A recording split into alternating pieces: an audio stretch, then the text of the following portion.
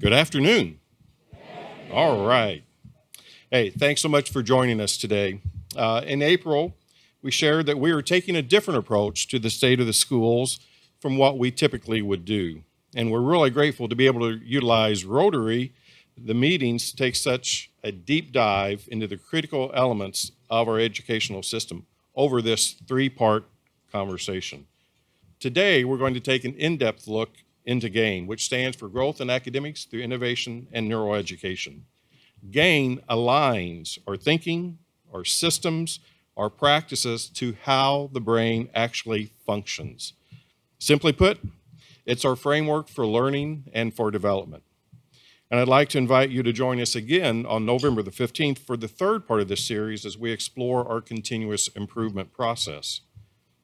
In April, I thanked all the individuals that make our work possible. And while I'm not going to take time to do this today, I do want to certainly let you know that it's very humbling to have the support and the dedication from our EVSC staff, our school board, of which 2 members are here today. So thank you, Andy. Thank you, Ann. And a former trustee, Sally Becker, is with us. So great to see you again, Sally. And all of our community. I am so grateful for all of your support. So now on to today's conversation. So please help me welcome Susan Phelps, who is our Chief Neuroeducation Officer. And, oh, sure.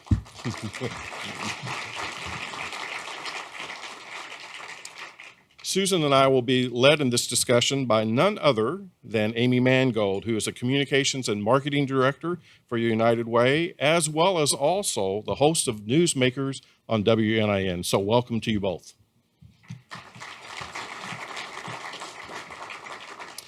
So let's begin by taking just a moment to review what we discussed in April. I hope these pictures look familiar. Huge advancements have been made in other industries. We've talked about the changes in our operating rooms, about the technological advancements in airplanes, and the tremendous innovation brought about by technology that has changed the very nature of phones. But for some reason, similar advancements have not been seen in our nation's classrooms.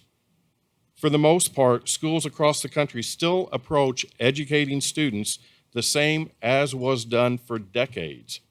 And in the EVSC, we questioned if this truly was the very best way to prepare our students with the skills that they would need for future success. And frankly, we believe the answer is no. We need to transform education, simply put. In April, we discussed how we have begun to do just that. And as we shared, there have been major advancements in emergent brain research and neuroimaging over the past decade. And this new knowledge has allowed us to learn more about how the brain develops and what is needed in terms of providing experiences and opportunities for all students. And we can make a paradigm shift in education by realigning all that we do to how the brain develops and functions. Well, in April, we ended the session with a very brief glimpse into GAIN, and that's where we pick up today. So thank you for joining us. Amy.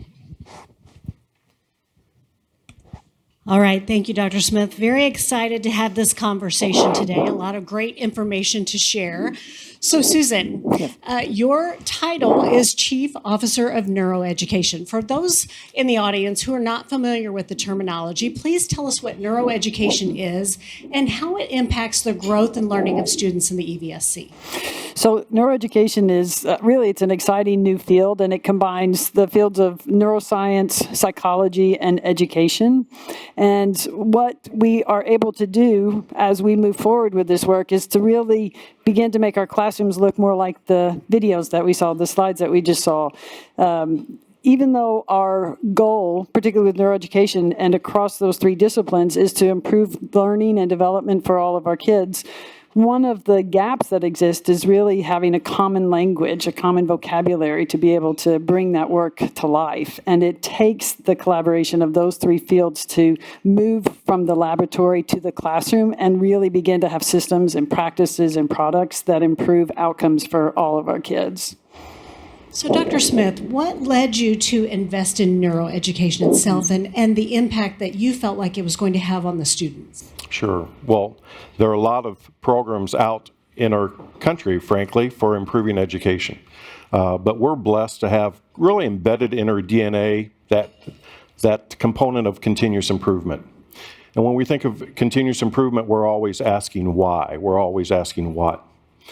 So when we undertook certain things, we understand, and we've made tremendous advances in bringing outstanding curriculum to our students. And while that clearly is essential, that in and of itself is not sufficient. So we continue to ask ourselves, what's missing? There has to be something missing. And when we think about continuous improvement, juxtaposed to every system is perfectly designed to get the results it currently gets, you have to wonder, is tweaking the current system going to get us the kind of breakthrough results that we all desire for our kids?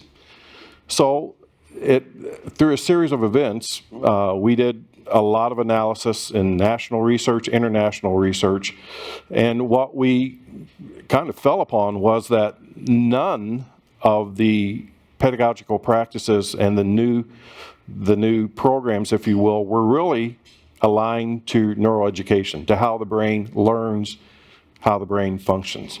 And frankly, education must be aligned to fundamentally how the brain develops and how the brain functions. And since none of this was put together in a systematic approach for education, that's why we created GAIN. Well, you've created a wonderful video that helps us understand GAIN a little better, so let's watch that right now. Whether you're an educator, a parent, or a member of the community, we can all agree that we want every one of our students to succeed and ensure they develop the skills necessary to be successful at every stage of life. That's an easy thing to say, but not necessarily easy to accomplish. In the EVSC, our answer to graduating successful students lies in neuroscience, how the brain works and its impact on learning and human development. When we look deeper into how the brain functions, we can get a better understanding of how students learn and develop new skills. When we combine that knowledge and apply this in a systematic way throughout every classroom in every school, we can set the stage for transformational growth in our students. In order to put these pieces together, the EVSC undertook the creation of GAIN. GAIN, Growth in Academics Through Innovation in Neuroeducation, is the EVSC's research-based approach to support healthy, whole student development with the goal for students to graduate high school with the cognitive, emotional, and employability skills needed to be successful at work, at home, and in the community. The implementation of GAIN includes 3 phases. The first phase lays the groundwork for change. The second phase ensures students' stress loads are balanced and in an optimal state for learning, while the third phase puts the cognitive pieces into place to ensure students are learning and developing at their highest potential. The first phase lays the groundwork for teachers and staff so change can be made at the foundational level. This phase works to refine the systems, mindsets, and beliefs of educators to align to how the brain develops and impacts student learning.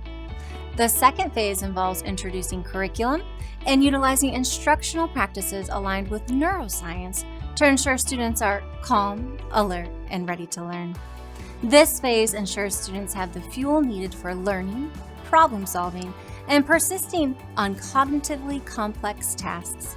It also gives students the tools necessary to maintain a balanced stress load throughout the day, since research shows us that maintaining this balance positively impacts student learning, development, and health throughout the day. While a quality curriculum is extremely important, without the skills developed in this phase, students' brains are not at a state in which they are able to effectively learn and utilize information that is being taught.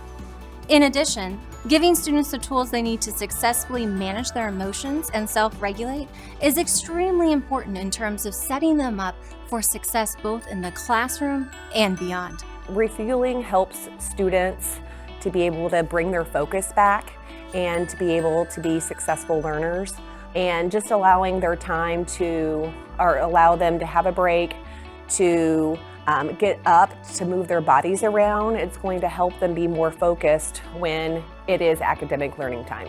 And I've noticed when a lot of students start to get dysregulated, they don't even realize they're doing it. They will just come up, Mr. Johnston, I'm getting really stressed out about this test or about this lesson we're learning. Can I go water the plants, take a break, and come back up?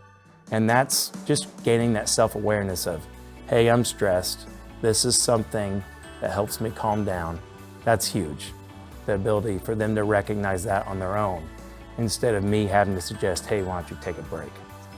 Being intentional and operationalizing this throughout the district is a key part of GAIN. Once the first two phases are in place, we can move to phase 3, where students develop and strengthen executive functioning skills, such as working memory, self-control, cognitive flexibility, and focused attention. These skills are critical to success. Through GAIN, students are given not only the opportunity to develop these skills, but to build and practice them throughout the day. The primary executive functioning skills include working memory, focused attention, self-control, and cognitive flexibility. They are the precursors to learning and more complex thinking because they help us to pause and focus our attention on what we're trying to learn. Students can then hold that information in their working memory before sending it to short-term memory, long-term memory, or even discarding it. Because executive functioning skills are the precursors to learning, it's critical we intentionally develop and strengthen these pathways through exercises and activities during the school day. With all these pieces in place to prime the brain for optimal learning, we use curriculum that intentionally aligns with how the brain develops and that creates opportunities for students to have experiences beyond the traditional classroom in order to help students develop deeper engagement and a love for learning. When we pair a high-quality curriculum that aligns with brain development, students are able to use their executive functioning skills to absorb content knowledge and solve complex problems, think critically, communicate effectively, and be innovative. Ultimately, students will be able to continuously grow and develop the skills needed to contribute positively to their community, workplace, and family. In the EVSC, our definition of success is graduating students that are prepared to become highly successful adults, employees, and community members. We want them to be able to function well in society and have the knowledge and self-regulation skills needed to thrive. GAIN makes this possible.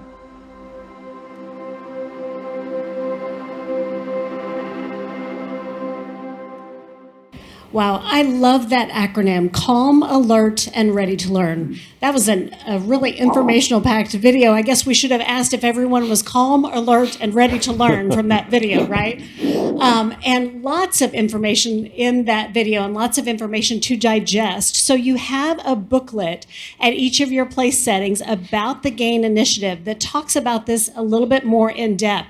And on page 13, there's also a QR code on that page where you can scan that and watch this video again to again learn a little bit more about this initiative. Such a wonderful thing. And every time I watch that, I think about how this is not just applicable to students, but to everyone in this room through our lifetime, really. Absolutely. We've learned a lot, and we can actually get into that a little bit more. But I tell you, we listened to your feedback in the April session. So if we could, can we? Most definitely. Yeah. Yes. Well, let's invite a couple of teachers up who are implementing this program into their classrooms. And Dr. Smith, if you'll do the honors of introduction, please. Certainly. So you saw these two outstanding educators on the video. They are sixth grade teachers at Delaware Elementary School, Jance Johnston, as well as Stephanie Kennedy. So they're here really because of your feedback from April. Many people commented that they'd like to see what it looks like in the classroom, like to experience it a little bit more. We could talk all day, but these two individuals live it and do it well, and we want you to hear from them. So thank you for being here. Thank you so much for taking the time.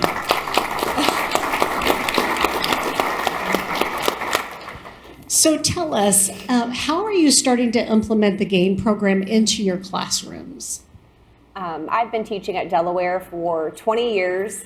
My first 10 years, I taught special education, and then I moved to Title I.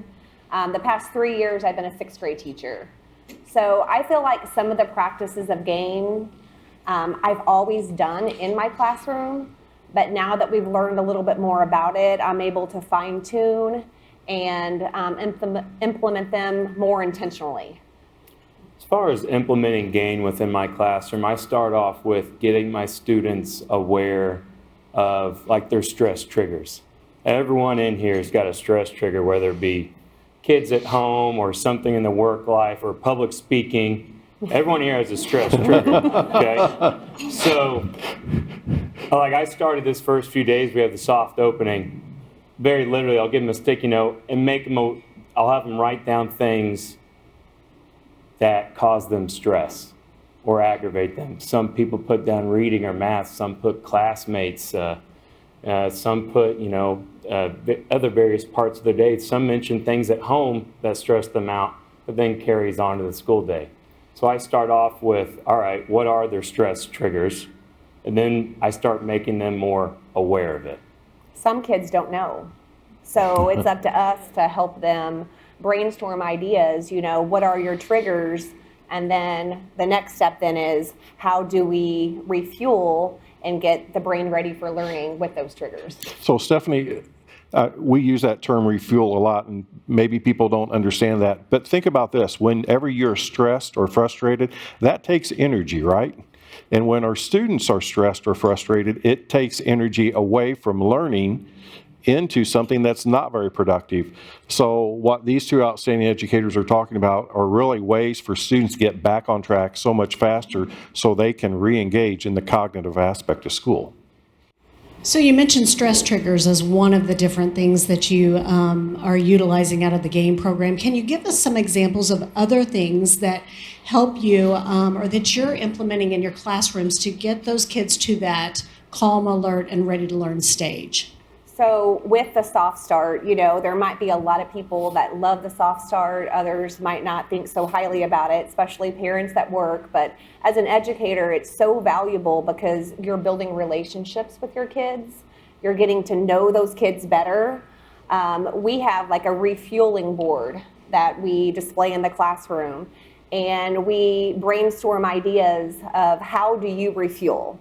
And what I might do might be completely different than what Jance does, or what a child in my classroom does to refuel might be completely different. So we just brainstorm different activities, whether it's reading a book. Some of my students love to color. Other students like to draw. I prefer to get on the treadmill and run, so everybody refuels differently. So it's knowing how to refuel, knowing when to refuel, and how to do that.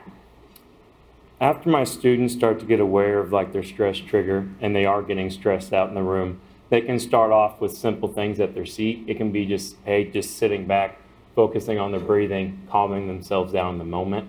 I have some students who are more physically active. They may have a fidget that is available for them to use within the desk. If you are to get to a second level, one of my biggest things is keeping the students in the room with me as much as possible. I have a self-regulation space within my room. If a student is to the point where they feel like they need to be removed from, their own personal space in the room, they need a break, I have a self-regulation spot within my room. They're still within my room, they're still participating within the lesson, hearing things. And once they're able to calm back down, they can return to their seat and they're able to take in knowledge. Before, that student may have reached a point where they have to be removed from the room. I may not see them 30 minutes to hours. Now that student's able to stay in my room the entire time, calm back down, and ultimately learn. And how this really aligns to how the brain works, we have a finite amount of fuel that for each of us every day. So there's only so much work that we can do. And then secondly, if your stress load is too high, and I think this part is really critical, the lower part of the brain doesn't communicate with the part of the brain where our more complex thinking is. Our students have to, again, this goes back to our first session, they have to practice persisting during those cognitively complex tasks. But if that lower brain keeps them in the lower brain because their stress load is too high, they never develop those pathways, they never develop that skill. And so That's the part about aligning all of the pieces, managing stress load, making sure they have executive functions, and then making sure they have the fuel for those cognitively complex tasks, and doing it over and over and over again. And it's because it's not just the beginning of the day, it's throughout the day. The kids they arrive, then they have learning time, then they have recess. They have all different kinds of stressors that are using fuel. So we're learning and refueling and learning and refueling. And if we understand that as a practice and we expose kids and give them those opportunities for cognitively complex tasks, now we have kids that are aware, self-regulated, have strong executive functions, and access, because we've developed those pathways to the ability to think critically when they don't know the answer to that algebra problem. So how has this changed your personal perspectives on how you teach and what you bring to the classroom? How has this changed you personally? I think it helps me to stop and just better know who my students are. I don't think I can be an effective educator if I don't know who they are and know, okay, what can I do for this child right now to help them learn? It might be completely different what this child needs than another student. So building relationships is huge. Building relationships with each other, the kids building relationships, and then also me building relationships with my students. Because if that's not in place, then learning cannot happen. For me personally, it's really increased. I've noticed my students' stressors, their nonverbals. Okay, whether it be they're shaking their leg or bunch, they're getting very antsy, their general body language. I have a much higher awareness of that. And then I'm able to initially guide them through. Before, they may even be aware yet they're getting stressed, but I'm seeing it. I can guide them through the initial steps of self-regulation. And ultimately, and I've seen it happen, is the kids get to the point where they're going, hey, I'm getting stressed. They are then implementing a self-regulation skill and calming themselves down all on their own, whereas before it had been me making them aware of it, trying to get them to do it. They're taking ownership in it while simultaneously taking ownership in their learning. And also it's knowing when to step in. You don't want to step in when it's too late, when that kid's already on red, because then, they're going to probably have to leave the room. But if you notice it as a teacher before it gets to that point, then you can intervene so they can stay in the classroom. So what type of impact have you seen on the students, both academically and behaviorally, in both of your classrooms? I think I've seen increase in our academics. They were great last year for NWEA. Behaviorally, if a kid can understand what their trigger is and how to overcome that, that's huge. Not only is that going to help them in the classroom, but that's going to help him at home. That's going to help that child out in the community, and hopefully eventually be able to be a better employee someday. I think for me, one of the things is GAIN isn't something that's implemented and is a 1-2 month fix. Hey, this kid's got it. They're set now, okay? This is built upon over years. So our schools had this implemented on, let's say, 5-6 years. And I've seen students come in the kindergarten and first grade level as extremely high need students. And this, once again, self-regulation is not just for high need. Everyone needs self-regulation. But I've seen those students be at the point where they could barely function within a classroom. And as I see them move through the grades, I see them get to me in 4th, 5th, 6th grade, and they are able to function well within my room. They were able to learn within my room because they are implementing those skills, and it's been built over years. It's not an overnight fix. You don't suddenly go, oh, I got it. We're good now. It is something built over time with a lot of supports in place. It takes a whole staff. It's not just one phenomenal teacher. It is your principals within the building. It's support staff. We have social emotional coaches within our building who are able to support these teachers as well. So it's a team effort. These folks are very modest, but they also have the highest growth of any 6th grade classroom in our entire district. So, Round of applause for that one. So Susan, tell us, this is really about, he just touched on this, you can take a student who might be either delayed or having some challenges, and through these new neural pathways and building these new skills, things can change for the student Correct. and for any of us in the room, right? Yes. Yeah, there's a term called neuroplasticity, which the kids, sounds like a big word, but the kids actually learn about it in the curriculum and understand. That's how they develop their growth mindset, that with practice and with high expectations, I can do all of this. But we also, phase one of implementation is the transformation, and that's the knowledge around human development that our teachers absorb and apply in the classroom. They're the best ones to apply this. They have to have that knowledge because every kid comes to us in a different place, right? There isn't a script. It comes from how the teachers interact with the student with that knowledge and how they support them to really maximize their development. So is this a change in what you learned in your formal education as you were becoming a teacher? And how do you start to implement something so new, right, into your classrooms? How different is this? And what's been your learning and your growth as you are starting to bring this into your repertoire? That's a good question.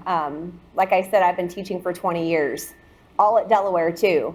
My first year of teaching, I thought I picked the wrong career. It was a horrible feeling, especially knowing that I graduated from U of E, I had some student loans to pay off. My husband's here today, and he was at IU at that time. And it was just a horrible feeling to think, oh my gosh, I have all of these student loans, and I don't know if I want to do this. Because teaching special education at Delaware Elementary was hard. It was very hard. And I spent several nights just crying because I didn't know how to reach these kids. I didn't know how to get to them. It was very challenging. I wish I would have known about this then. I wish I would have implemented some of these practices. To me, it was a very overwhelming feeling because I'm a fixer. I like to take people and try to fix them and make them better, and that's why I went into education, and I felt like it was way out of my reach to do that. But I guess I was implementing some practice within myself because I found to refuel myself, I exercise, and that's when I trained for my first half marathon, and my husband and I ran a half marathon. I think that is how I refueled, and luckily I stuck it out, and I'm still at Delaware. I think reflecting back on my college experience, you learn a lot of, skills for how to teach students math and reading. And shockingly enough, you're teaching them about education. You don't really study the brain a whole lot, and that would be pretty beneficial. In the past 5-6 years this has been implemented, we've had excellent support from downtown and getting the ball rolling and getting it going. And I've seen a lot of my just general outlook in the class has just changed. Before you'd see a certain behavior and you may just want to remove that behavior immediately. Now that behavior is getting addressed earlier, and it's just completely changed my outlook and how I teach within my room. So what are you hearing from parents? So much learning not only takes place at school, but also in behaviorally with parents. How are they seeing the change? What are you hearing from them and how the impact that it's having on families as a whole? Yeah, most of our communication with parents, one-on-one, it's a phone call. And of course, if you're ever making that phone call that a student did something wrong, you don't like to hear it as a parent, and you don't really like to make that phone call as a teacher. So we would, call the parent and let the parent know what their child did, and then immediately we go to, this is what we did about it. And if it's using some of those self-regulation strategies, a lot of times parents want to know what those are. So can those be implemented at home? As a parent, I don't know everything. I have 2 kids, a freshman and a 7th grader, and sometimes I don't know how to get through my own kids. So if a teacher has an idea, I want to know about it. And most of our parents are very open to that. I think there's a misunderstanding with self-regulation. This isn't just a skill you use within the classroom to increase a student's grades. Self-regulation is something, it's a life skill, okay? This is something you'll use through your whole life. I used it with my 2-year-old this morning when she wanted to put her shoes on and I had to get out the door. I got to get her to daycare. I had to calm myself. I'm ready to go. Let's go. All right. It's like everyone's using self-regulation, whether it be at their career, at job, at home, with family, out in the public in general. And, a specific student that comes to mind is I had a student, he's within EVSC, he was utilizing self-regulation, and they moved to a different district, out of district, okay? And things for that student started to go downhill quickly. The things he was used to implementing, he wasn't able to implement, he wasn't able to learn, to the point where he was removed from the classroom, okay? That same student was able to, the family moved back to Evansville to place the student within the EVSC school, and that student was then able to function in an inclusion setting within my room. I think that right there speaks volumes. Dr. Smith, you may get some calls on this to implement this in the corporate setting, right? I tell you, it has so much applicability to that. I'll plug a book for Hillary Scarlett, Neuroscience for Organizational Change. Anyone that is in business or industry, change is the constant that we have, and it walks you through about how to really utilize neuroscience, neuroeducation to implement change successfully. So we're hearing anecdotally about how this is changing outcomes for specific students academically and behaviorally, but are you measuring these outcomes and these changes in the students, and when might we see some results for that measurement of how students are becoming successful in both of those areas? Well, I mean, I think we've shared some results today that are really amazing. And I think one of the things to really remember with the data that they have, and I'll just keep going back to it, is it's years of building those skills for the students. It's not a light switch. And part of even Stephanie's response around, I was implementing some of this in my classroom, but I wasn't fully aware of what it was called.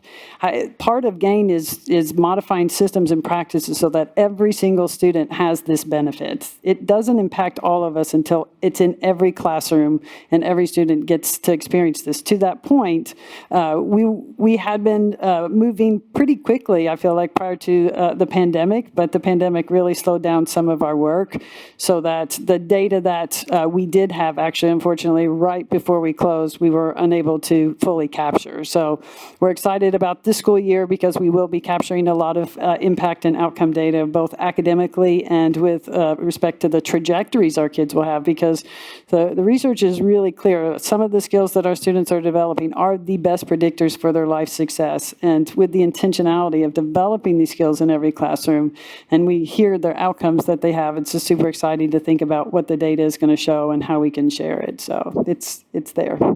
So, Dr. Smith, this really actually began many years ago. Can you tell us a little bit more about the journey that you've taken with this initiative and how we got from there to today? Sure. Well, we really started this in about 2014, 8 years ago.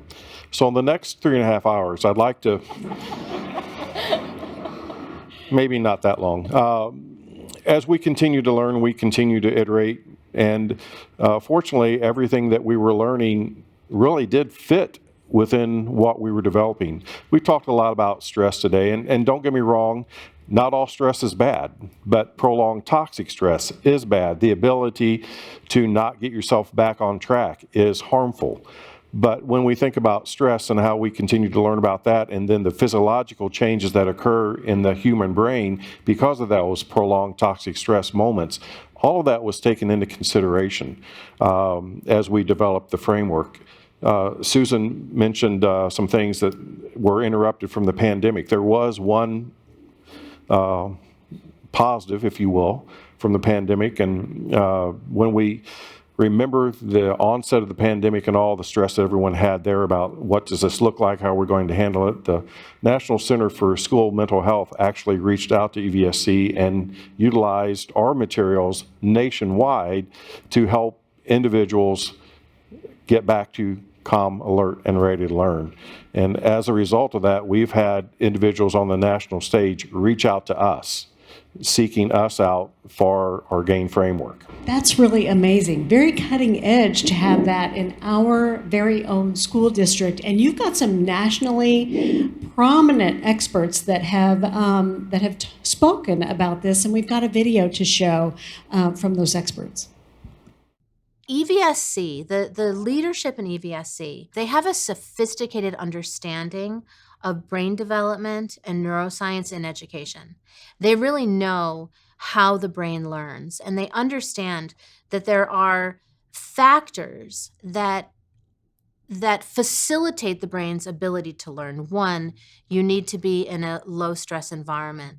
2, you need to be connected to other human beings. 3, you need to have slept well.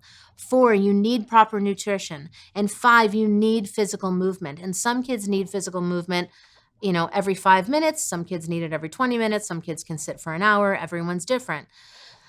Those fundamental factors are not being attended to in many of the beautiful school districts across our nation. Children are sitting for hours and hours and hours in order to sit and get, and that is not beneficial for their learning.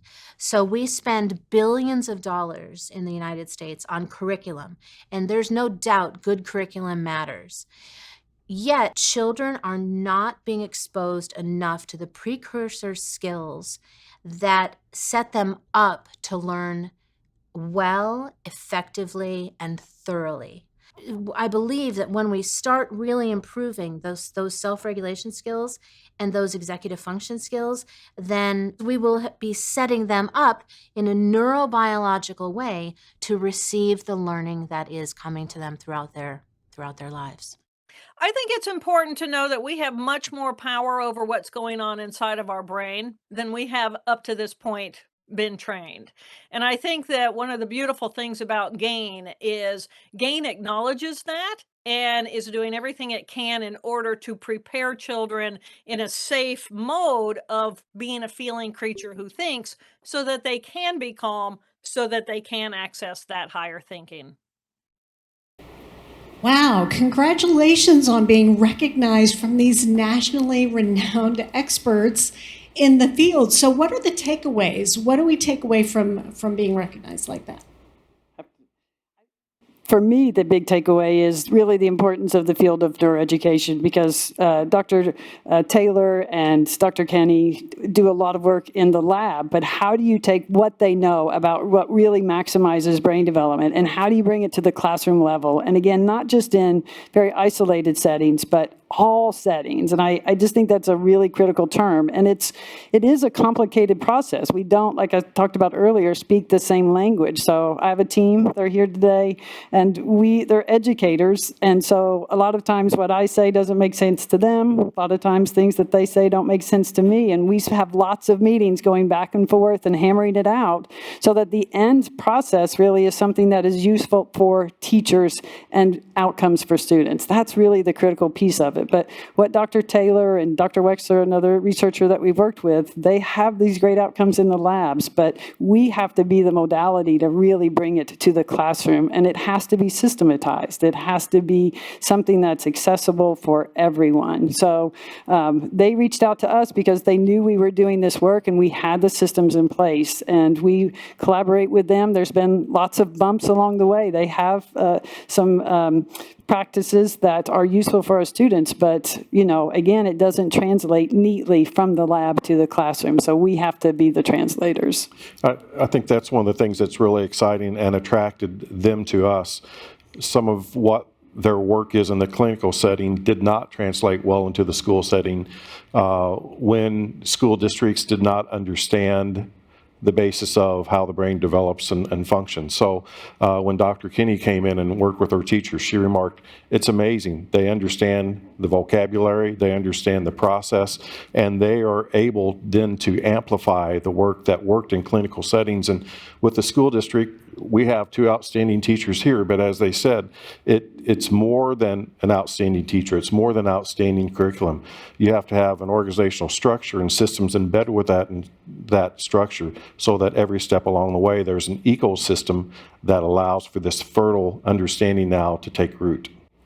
Well, and it actually puts a lot of focus on the student as well, right? You have wonderful teachers, but if the student is not ready to learn, if they're not primed with these types of things, then they're going to have a challenge, correct? Absolutely. There's a difference between focusing on teaching and focusing on learning. So tell us, all of you, tell us what excites you about GAIN. What's next for you? What do you envision in terms of putting this into place and really changing outcomes for all of our students in the district? Well, we've only been, at school now for a week and a half.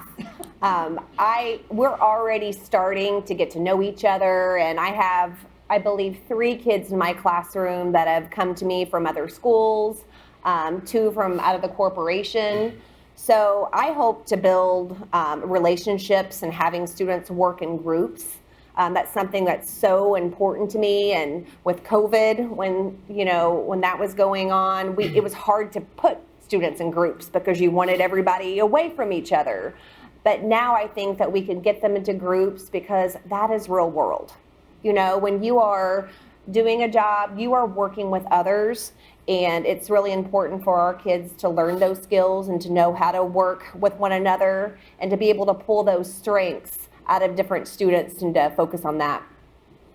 Yep, I'm going to have to agree with that. These next few weeks is going to be real big on building relationships with my students and putting the groundwork of SEL within my classroom. Thank you, Rotary Foundation. I got a 3D printer from you guys last year. I've started implementing that. What I've noticed is there isn't necessarily one particular thing that really gains all of my students' attention. We have a lovely garden at Delaware. I have some students that really like to help me work in there. Some of those students, that can be part of their self-rig time. We build that in. They can help me out in the garden, or they can even go out and participate in watering the garden or harvesting produce out on their own, okay? Also have the 3D printer. That may interest 5 or 6 completely different students, amongst other things that I do within my classroom, within my building. Getting to know the students and laying the groundwork for SEL is really going to help me have a much more smoother school year, and for my students to have, just learn more. Wonderful. And Dr. Smith, I think we're starting to run out of time, although we would love to continue this conversation. Would you like to wrap this up for us? Every system is perfectly designed to get the results it currently gets. Are we happy with where we are nationally in terms of education? I think the answer is no. So we can't just continue to tweak our way to success. This has tremendous promise. I mean, think about it. Is there any other industry that we would be satisfied that doesn't align the science of the industry to the practice of the industry? Absolutely not. But yet that's not what's been done because of the complexity of education. This holds tremendous promise for each and every student, for those that struggle and for those that are academically gifted. I guarantee you this will unlock the door for increased future success for each and every student. And it's a little bit of a shift to training teachers differently in university settings all the way through. But it is possible, it's doable, and I thank you for being here because you're part now of telling the story to others. And the future is bright. Well, Jance, Stephanie, thank you so much for your work. Susan, Dr. Smith, thank you so much. We will be very excited to hear about the outcomes and the progress as we look forward to the fall. Thank you so much for being with us today. Thank you.